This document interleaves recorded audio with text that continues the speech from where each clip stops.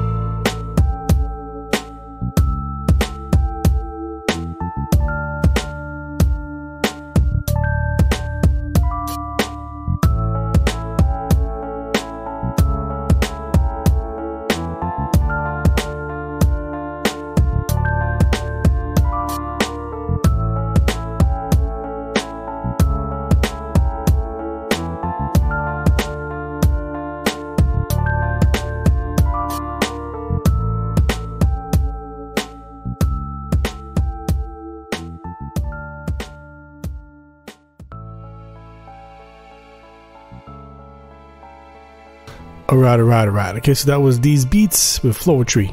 Now, I don't know if you're sampling the group for Flowetry, but I'm not sure. But I used to listen to them back in the day. I don't know if they're still around even, but yeah, they had some good songs. Yeah, so. But this beat, I really like this beat. It's dope. Bass is on point. Drums are definitely on point. I don't know what you do with the drums, but they're nice and tight. I like that. And it's hard to get that because... yeah, it depends what kind of drums you're using or whatever, but a lot of times it's hard to get the drums nice and tight sounding and stuff. So I don't know what you did. You got to give me some tips. I don't know. But they do sound really good. I do like the keys, and the strings, of course, are nice on the hook or whatever. But for the keys, I would like to hear more variation to it, like a bit more of a change up, you know. And because of that, the beat sounds more like an interlude. I mean, it's not a bad thing. It's just saying it sounds like an interlude or whatever. But the keys, yeah, they're nice. And I think the only thing that's missing would be, you know, we're looking at like a hip hop beat, okay, is some vocal snippets on this. I think because normally, you know, if I make a beat, I'm using something like horns or whatever, right, to you know, throw out my beat or on the hook or whatever. So in this case, that wouldn't work. It doesn't sound like that type of beat. So, but if you get like, you know what I mean, like when you have samples of like vocal snippets from some hip hop song, right? You know, like you sample in something, let's say, you know, whatever, some MC sample the acapella, and you just put in a little line that they did or whatever, and that makes a big difference on the beat. And I don't really hear that much anymore with instrumentals and stuff. And I think people need to do that because it makes a big difference, I find, when you throw in little vocal tags and stuff. And yeah, so just add that. I mean, that's just a little thing, you don't have to, but the beat itself is really, really dope. I just think that if you want to add something, I would add a couple of little hip-hop vocal snippets and see how it turns out.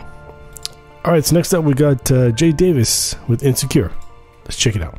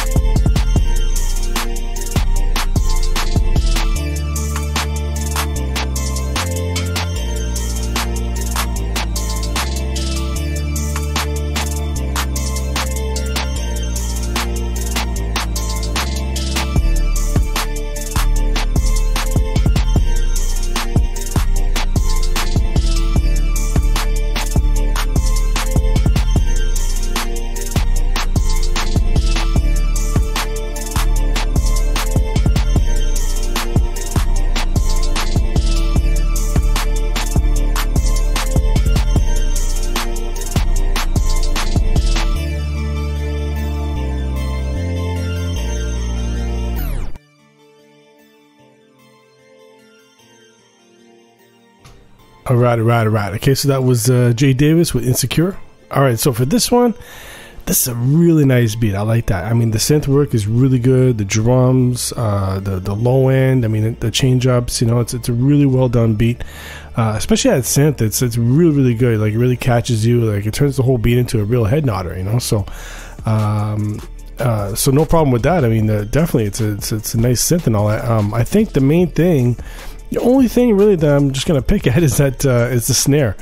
You know, the hat's okay, the drums are okay, and what I mean is, like, for example, the drums, like the kick, I should say, the kick is okay because you got the 808 on it, so it fills out that low end, right, the whole space. With the snare, because your synth is in stereo, the snare, I can hear it, it's like dead center. It sounds dead center mono, right? So only because you have that synth like that, I would say you gotta widen that snare a bit. So if that means doubling it up left and right or whatever, just add some sort of some kind of EQ or something to put on that snare just to widen it somewhat. Not a big deal, but you know, I could definitely, that was the main thing I heard right away when it dropped in stuff. But yeah, other than that, it's a really nice beat. You know, I just think that the snare just needs to match the synth a little better. You know, with everything else, because everything else is in stereo. But yeah, keep it up, man. That's a good synth. I really like that shit. And yeah, just the snare. It's hard sometimes, you know. It's hard sometimes. Like the previous beat with these beats, it's hard to get the drums on point, whether it's being tight or you have it in stereo with everything else, whatever, you know. So that's why mixing is a pain in the ass sometimes, but at least you learn stuff. So yeah. All right. So next up we got Micro Dot Cotton with Old 38. Let's check it out.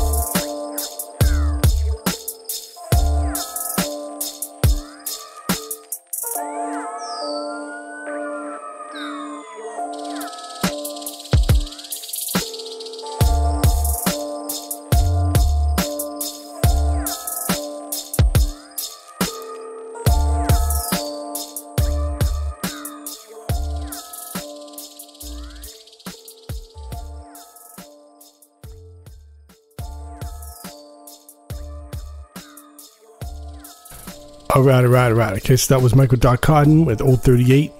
Now this one's interesting because I'm going to say it's a synth, right? I'm assuming using some sort of synth sound.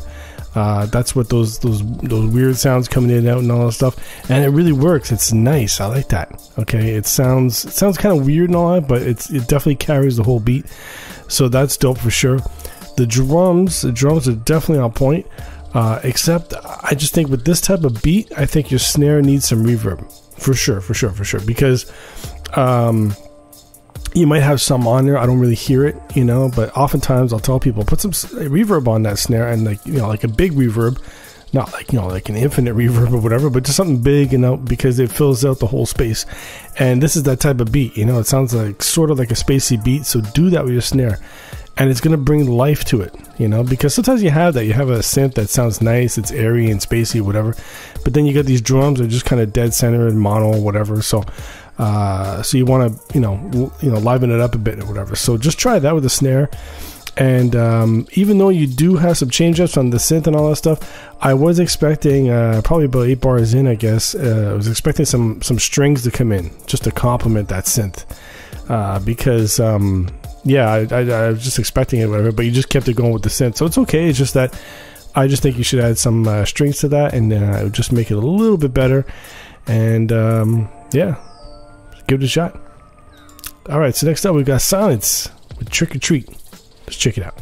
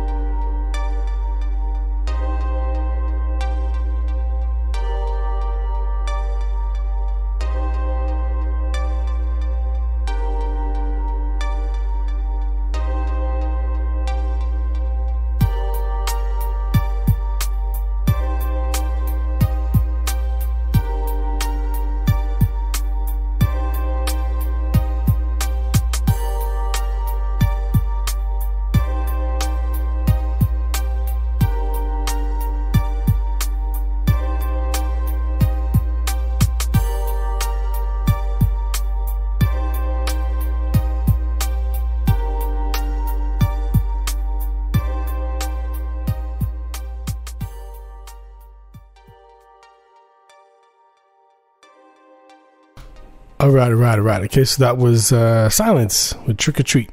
All right, so for this one, I really like the sounds that you're using in this, the synth sounds and all that. He did a really good job on that. They work really well. I mean, I have no complaints on that and stuff. It's hard to tell, sometimes people are using samples, some people are using synths or whatever. And when it comes to synths, though, it's hard to tell, what you're using. I don't know what program you're using, what plugin, whatever. So I wish I knew, because that way I could just go with that or whatever. But anyway, for what you're using, it's good. I do like it. And I think for your snare, your drums are good. It's just that your snare, I'm not a big fan of quiet snares like that, but in this case, it really does work. So you have that quiet snare. It just complements everything. 'Cause it's a nice, smooth, eerie beat. It's smooth, but it's kind of like a scary beat in the same time. So I think it's good to have it quiet like that and stuff, But I mean, for me, a lot of times I just have this hard hitting snare and stuff, but that's my style, whatever. That's why I'm not a big fan of the quiet ones, but this does work for sure.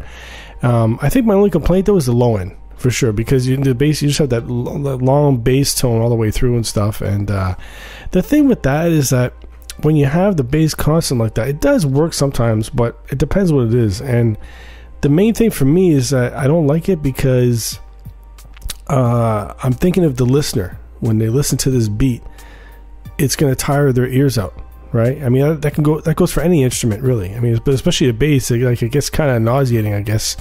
You know, it could be nauseating for some people. So like that's why you got to keep that in mind with any sound you're using.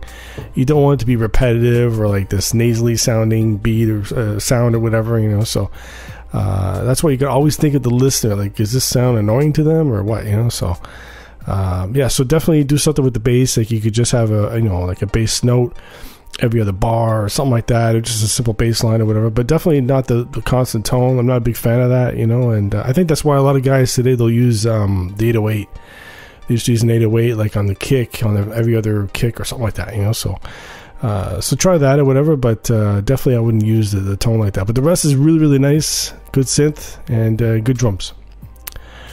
All right, so next up we got the last beat. It's West Beats with Never Again. Let's check it out.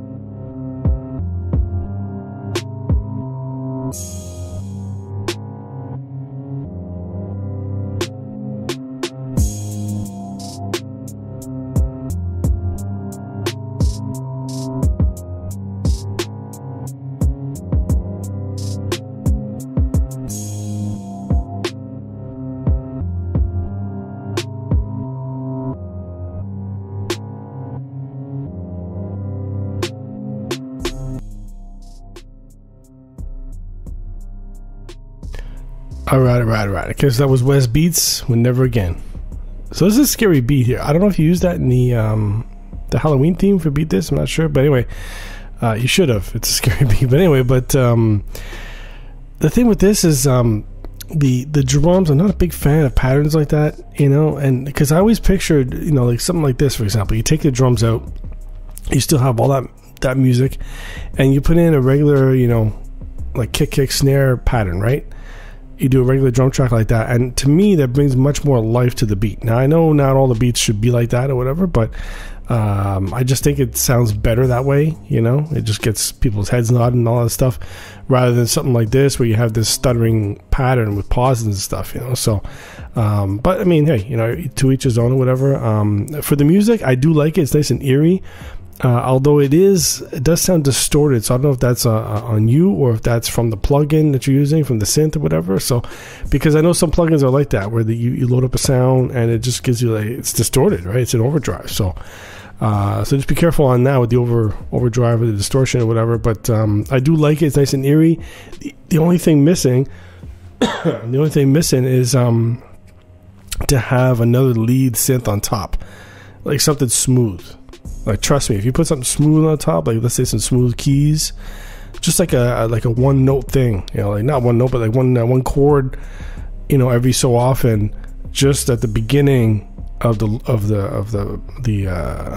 pattern or whatever. Just try that, like each bar or something like that. Put you know, just put that with some smooth keys on top of what you have. I think that'll make a big difference. You know, you don't have to do too much because what you have is nice. It's just you need a little bit of more life to it. So I would do that. Smooth keys, just put it on top, put it on like every other bar or every bar, whatever, something like that. And you'd be good to go. All right, so that's it for me. I'm Mr. Fade. This is Attack of the Beats. Keep sending your beats in. I'll keep reviewing them. And my favorite beat is, the winner is, drum roll please,